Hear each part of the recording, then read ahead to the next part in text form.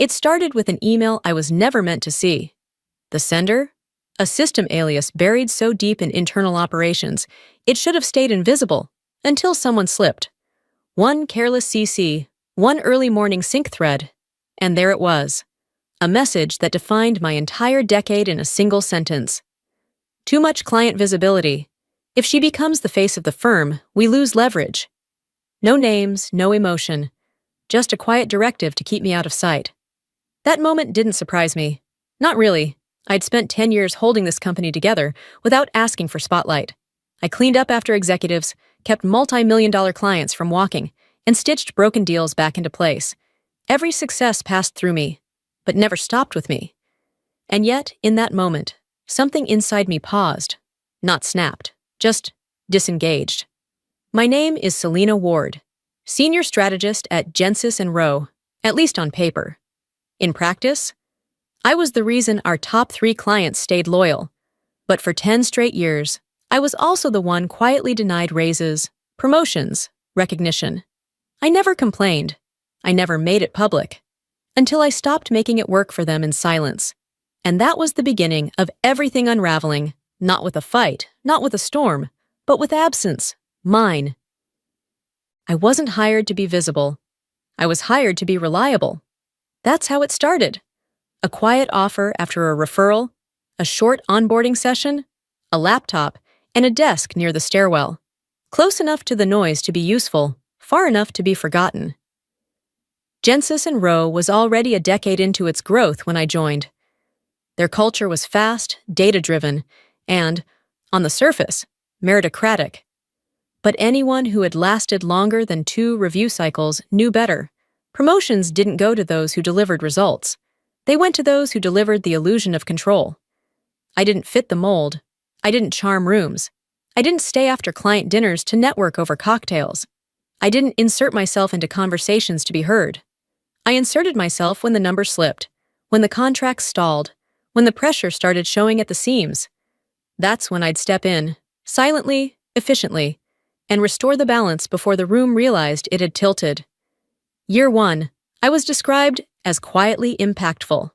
Year 2, steadying force. Year 3, indispensable. They always said it in private, never in performance reviews, never in comp discussions, never in leadership briefings, just in whispers. And I absorbed it like currency, the kind that buys loyalty but never equity. By year 4, I had stabilized 5 major client portfolios, 2 of which were on the brink of attrition when I stepped in. I created transition briefs, rebuilt delivery timelines, and cleaned up compliance issues others missed entirely. No one asked me to, but I knew if I didn't, the fallout would land in my lap anyway. I was praised as calm under fire.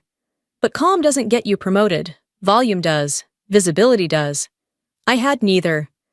By year 5, I began documenting everything. Not because I planned to use it, just because I needed a record of what I had built, what I had rescued, and who had taken the credit for both. It became a habit. Every time I stitched together a broken implementation plan, I saved a copy. Every time I drafted client positioning that later appeared under someone else's name, I archived it. Every year, the pattern held. You're irreplaceable. You're the reason we sleep at night. We just can't imagine this place without you. Then came the pivot. Year 8, a colleague I'd trained was promoted to lead an ISNUI initiative I had originated. She delivered a pitch using a framework I had written, word for word. I recognized my own phrasing. But the slides had her name. The credit had her name. The bonus, definitely hers. Howard, my manager, told me she had a more outward-facing style. I nodded, but that's when something inside me began to cool. By year 10, I wasn't surprised anymore. I walked into my performance review with no expectations, just data. Howard didn't look up when I entered, just waved at the chair, eyes still on his screen, like I was an interruption to something more urgent than my career. He said the same things. I had heard them before. You've been phenomenal again this year. We wish we could adjust comp, but the budget's tight. With the upcoming restructure, it's just not the right time. He smiled as he said it, practiced, painless. I didn't interrupt. I let him finish. Then I stood. "No need to revisit it next quarter," I said, voice clear. "I already have." I left without another word. I didn't return to my desk. I didn't rejoin my project threads. I walked to the corner conference room, the one no one used after 5 p.m., and opened a drive I had named In Case They Forget. Inside, 10 years of strategy decks, retention memos, client turnaround logs, every document I'd built, and every fix I'd never been credited for. I sat there for a while. No anger, no panic, just clarity. They hadn't ignored me by accident. They had erased me by design. I didn't quit. I didn't raise my voice. I didn't fire off a resignation email or storm out of the building. I just stopped fixing what they broke. That week, I let the first handoff go uncorrected. Business development sent a draft scope that directly contradicted Clause 3.1 in our service terms. Normally, I'd flag it before it hit legal. I'd have cleaned it quietly, routed it through the right filters, and sent back a version that made us look competent. I didn't. I let the error reach its destination, not out of malice, but observation. When the feedback came, it was mild. Just a note from a client rep, some confusion on alignment. Can someone clarify? But the thread pinged, the rhythm broke. A few days later, Howard misquoted a client's Q4 spend threshold in front of their CFO. I watched from my silent square in the Zoom window. Normally, I'd follow up afterward with the correct figures and a one-liner that made it look intentional. I didn't. I let the misalignment hang in the air, and that was when it began. One silent fracture at a time. Emails that used to exclude me suddenly started CCing me again, tentative. Looping Selena in for context. "Selena, thoughts?" I gave none. Instead, I asked questions.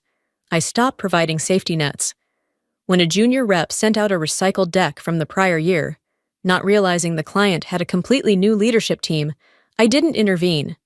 I let the call go sideways, let the pauses stack, let the team scramble because they weren't afraid of losing me. Not really. They were afraid the clients would realize I was the reason they stayed. And when that realization began to surface, I didn't gloat. I didn't step forward.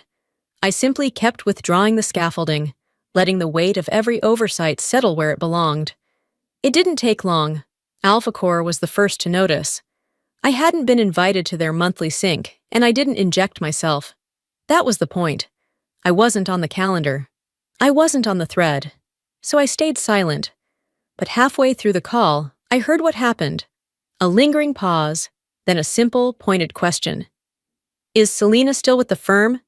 It came from Kate M., AlphaCore's director of strategy. She used to be a junior coordinator who stayed 15 minutes after calls to clarify one-sentence footnotes. I remembered her because she remembered me. She remembered who fixed things without raising their hand. Howard fumbled his answer. "She's in more of an internal role now, focused on ops." Kate's response was neutral but final. "That's a shame. She was why we trusted your operations." And that was it. The next day, I received a calendar invite. "Revised account strategy session. Please include Selena Ward." It didn't come from Howard. It came from AlphaCore. 2 days later, Novoshell looped me into a compliance clarification. She handled this last time. No fanfare, no request, just expectation. Then Bratton and Cooney. A restructure brief came in with a line at the bottom. "If Selena isn't involved, we're happy to delay the conversation until she is." Not a threat, not a demand, a fact. Meanwhile, inside our walls, Howard began to twitch. He started looping me into prep sessions he never used to involve me in, rehearsing decks, sending just checking in messages that tried to sound casual, but carried the quiet panic of a man losing ground. He didn't say it aloud, but I could hear it in every extra comma. Clients were shifting their gravity, and the center no longer held. I didn't plan to return to the center. I had no blueprint for re-entry, no ambition to reclaim territory I'd never officially owned. But silence has a way of speaking louder than presence, especially in rooms built on false assumptions. The first shift wasn't dramatic. It was a calendar invite. Title, Revised Account Strategy Session. Please include Selena Ward. No explanation, no soft messaging. And it didn't come from Howard. It came from AlphaCore. Then came NovoShell. A compliance thread I hadn't been part of for months suddenly pinged me in the CC line. Looping Selena, she handled this last time. Then Bratton and Cooney. A restructure brief landed in my inbox with a note at the bottom. If Selena isn't involved, we're happy to delay the discussion. They weren't asking for me. They were defaulting to me. Howard still hadn't caught on. He was busy assembling decks, sending quick thoughts emails to people who used to ask him for direction. His strategy was simple. Act like nothing had changed, but everything had, especially outside the building. I didn't reply to the client requests immediately. I waited. Not out of ego, but control. I needed to see who would step up and who would wait for me to do it. When no one answered NovoShell's inquiry within 36 hours, I replied with a 2-sentence clarification. Accurate, precise, no commentary. The client responded, "Perfect. Thanks, Selena." That was it, but the room felt different afterward. Then the call came, from Kate M., now strategy director at AlphaCore. She'd watched the internal unraveling with surgical precision. She hadn't forgotten who steadied things in chaos. "Are you available for our Q4 strategy review?" she asked. Before I could respond, she clarified, "I want you in the room, not Howard, not delivery, you." There was no space for diplomacy in her voice, just certainty. "I'm not the account lead anymore," I said. "You never needed the title," she replied. She was right. Titles don't carry trust. Presence does. And trust has memory. By the following Monday, my name appeared on project timelines again. Slack channels that had long excluded me were renamed. Threads were retitled with my initials. HR pinged me for a scope realignment. Still, no one said the word promotion. That wasn't how things worked at Gensis & Rowe. Power didn't get announced here. It got redistributed, slowly, then all at once. Daniel, the CEO, scheduled a private session. No assistant, no agenda. Just a calendar block labeled Touchpoint Selena. He didn't stand when I entered. He just gestured to the chair across from him and tapped his tablet. "AlphaCore, Bratton, NovoShell," he said. "All 3 have slowed engagements. All 3 mentioned you, by name." He looked at me, his tone more measured than defensive. "You're not listed as lead on any of these accounts, but clearly, something's misaligned." I didn't speak. He didn't expect me to. "I need to ask," he continued. "Were you sidelined, or did you step back?" I met his eyes. "Both. They stopped seeing me. I stopped correcting them." He absorbed that, thoughtfully. No challenge, just realization. "I've known Howard a long time," he said, "but lately, he's defensive. Too many qualifiers, too many vague answers." He leaned forward, elbows on the table. "I don't want to micromanage leadership, but I also can't afford to lose 3 of our largest clients over a misread on where the trust sits." Then came the real question. "Have we already lost you?" I didn't flinch. "No, but I stopped offering what wasn't acknowledged." He was quiet for a moment. Then he tapped his tablet again. "We're restructuring strategic operations. No org chart yet, no press. But I'd like your input on how it should actually work. No job title, just architecture. If you're willing." It wasn't flattery. It wasn't a favor. It was a pivot, a recognition. But I didn't say yes. I didn't say no either. I just stood, thanked him, and walked out, leaving him to sit with the reality of what a decade of oversight had cost them. And that was when everything shifted. I wasn't looking to reclaim power. I wasn't staging a comeback or plotting a coup. I was simply letting the silence speak, and now it was echoing in places that mattered. The call came late on a Thursday. No calendar notice, no soft ping from executive ops, just a direct number flashing on my screen. AlphaCore HQ. It was Kate. Her voice was calm, measured. She didn't waste time. "Are you available for our quarterly review next week?" she asked. Then added before I could speak, "I want you in the room, Selena. Not Howard, not delivery, you." I paused. "I'm not the account lead anymore." "You never needed the title," she said flatly. "You were the reason it worked. 14 minutes, that's how long the call lasted. No negotiation, no flattery, just clarity. By Friday morning, the shift was undeniable. A new memo circulated from the CEO's office. Informal strategy alignment, subject line. With Selena, no context, no deck, just a time slot and a door. Daniel Rhee, our CEO, didn't stand when I entered. He simply gestured to the chair across from him and tapped his tablet. 3 anchor clients, all hesitating, all mentioning you, unprompted. He looked up. You're not listed as lead on any of them. And yet, he didn't finish. He didn't have to. I held his gaze. They stopped seeing me, I said. So I stopped correcting them. Daniel didn't push. He just nodded. A long, thoughtful exhale. I've known Howard a long time, he said. But lately, he's mistaking activity for control. I need to know something, Selena. Have we already lost you? It wasn't drama, it was math. I answered plainly. No. But I stopped offering what no one acknowledged. He leaned back. The message landed.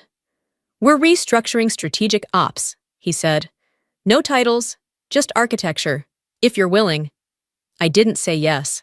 I didn't say no. I stood, thanked him, and walked out. That was all it took.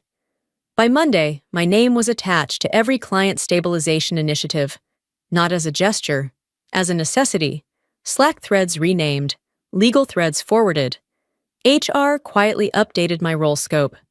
Howard said nothing. He just started showing up to fewer meetings, deferring instead of leading, ducking behind focus time blocks on his calendar. He wasn't ousted. He was bypassed. The collapse wasn't public. It was procedural. Bratton's CFO confirmed it when he rejected a client deck Howard had prepared solo. This doesn't reflect our last 18 months, he said, closing his notebook. Who reviewed this? When Howard smiled and took credit for the narrative, the CFO just nodded once. That explains it. 3 days later, a message hit Daniel's inbox. Not a complaint, not an accusation, just a single question. Is Selena Ward still with the firm? That's the kind of question that rearranges priorities. 12 hours later, legal pinged me for retention briefs they had ignored for years. HR scheduled a scope review. I didn't push. I didn't position myself. I just watched the structure remember where its balance came from. And for the first time, I wasn't being invited back in. I was being asked to rebuild what they never knew they depended on. I wasn't interested in repairing a broken structure just to earn a new label within it. Too many people fight to climb a ladder that was never built for them. I wasn't going to climb. I was going to redesign the building. From the inside out. By the time Daniel's memo went out, quietly titled, Strategic Realignment, Phase 1, I had already drawn my lines, not in protest, but in blueprints. No more fixing other people's blind spots. No more shielding executives from the fallout of their own shortcuts. No more invisible labor spun into someone else's narrative. The first thing I targeted was the middle. Always the middle. Layers of bloated strategic alignment roles filled by people who had mastered language but never held a deadline, who spoke fluently in jargon but froze in front of a client escalation. That's where so much of the rot lived, between the work and the recognition. I didn't request permission. I requested access. I opened every pipeline I used to manage in silence. Legal flows, ops chains, compliance threads. I traced every ghost action I had taken in the last 5 years and remapped the architecture. Who was doing the work? Who was taking the credit? And who was always one crisis away from being scapegoated? I named the role Strategic Continuity Owner, not because it sounded impressive, but because it was surgical in its definition. If a client mentioned your name in a meeting, you had the right to be in that meeting, not on behalf of someone else, not as a support role. You belonged in the room. I didn't staff it with high performers from someone's succession plan.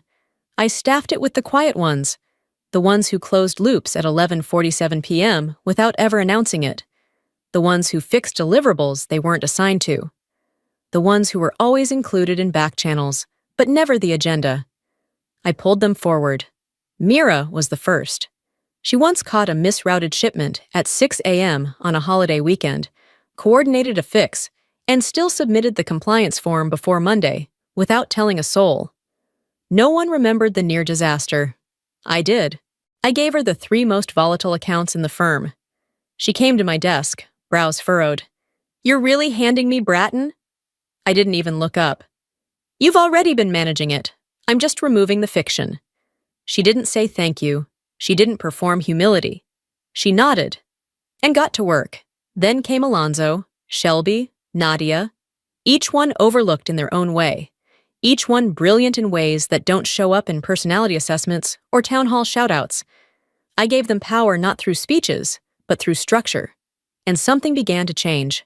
Client feedback stabilized. We stopped hearing words like concerned and fragmented. Instead, we started seeing phrases like confidence, predictable, and felt like she knew our business better than we did. The internal gossip slowed too, because when you realign a system, people don't need drama, they need proof. Meanwhile, Howard's calendar started emptying, slowly at first, then entirely.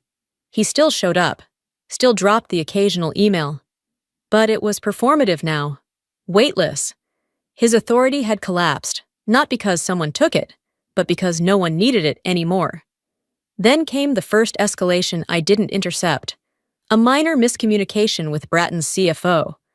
Normally, it would have spiraled into a meeting full of qualifiers and layered apologies.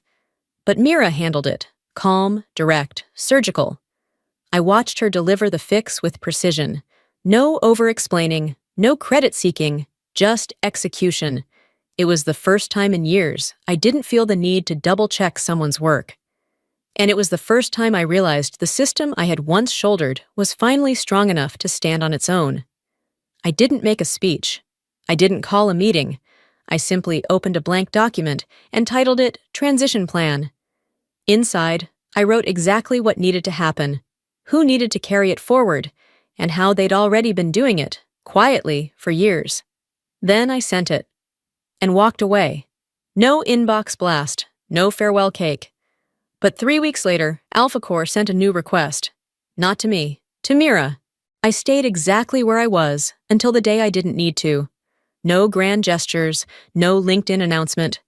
Just a final walkthrough of a structure that no longer depended on my silence to stand.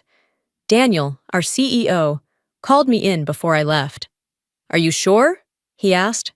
"We've finally built what you deserved all along." I looked him in the eye. "That's why I can leave." There was no resentment in my voice, just clarity. Because the truth is, I never wanted to be the hero. I just didn't want to be erased. And now, I wasn't. The systems were different. Not because I tore anything down, but because I let things fall where they were weakest and built around what endured. Mira handled a high-pressure Bratton negotiation solo last week. She didn't flinch. Darren, who'd once missed a clause that froze a deal, rewrote an AlphaCore brief with clean, decisive precision. Not because I coached him, because he finally had the space to grow without pretending to already know. Howard never returned. His sabbatical simply became permanent. There was no press release, just a quiet reshuffling on the org chart. A footnote. And I didn't comment. I didn't gloat. Because some victories don't need punctuation. They just need distance. And as I walked out for the final time, past the same hallway, the same glass doors, I didn't feel like I'd left something behind. I felt like I'd set it free.